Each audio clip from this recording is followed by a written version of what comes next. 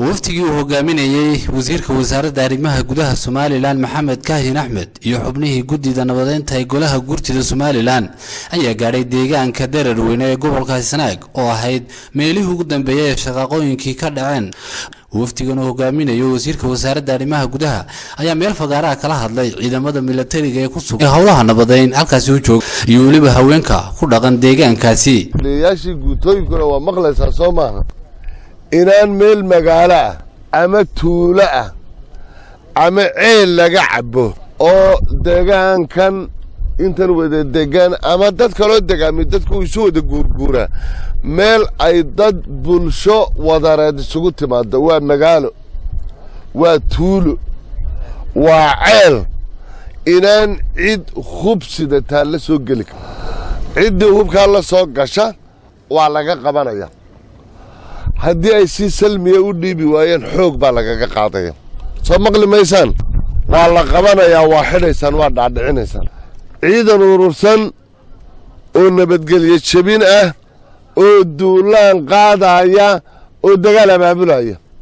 samaysmo ciidanka doorkan wixii ka dambeeya barasaab loo diri maayo suldaan loo diri maayo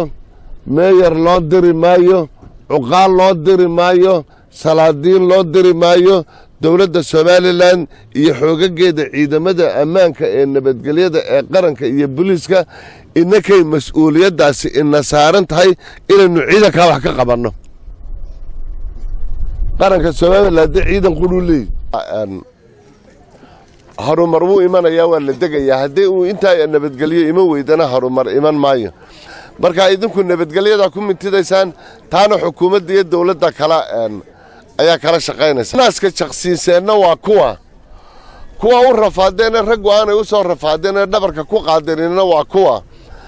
mustaqbalkeena laynaga rabana waa kuwa intaan ma ka wada tashanaa. barasaabka gobolka Sanaag Maxamed Axmed Caalin Timbro wuxuuna kamid guddida nabadeynta golaha gurtida Soomaaliland ayaa iyaguna dhankooda halkaasi ka hadlay isla markaasina kula dardaarmay dadka deegaankaasi inay nabadda meel uga soo wada jeestaan.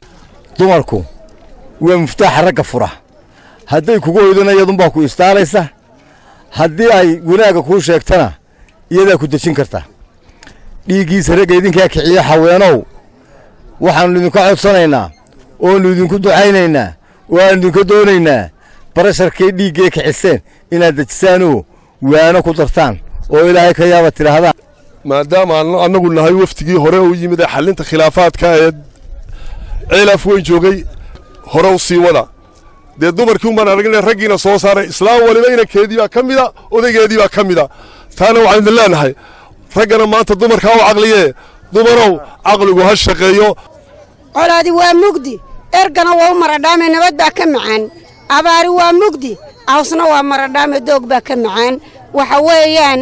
adinku hadeer maradhaamadii baan tin insha Allah hadeer waxaan isugaynaa nabadii. Maxamed Cilmi, Home Cable TV, Cilaf Weyn.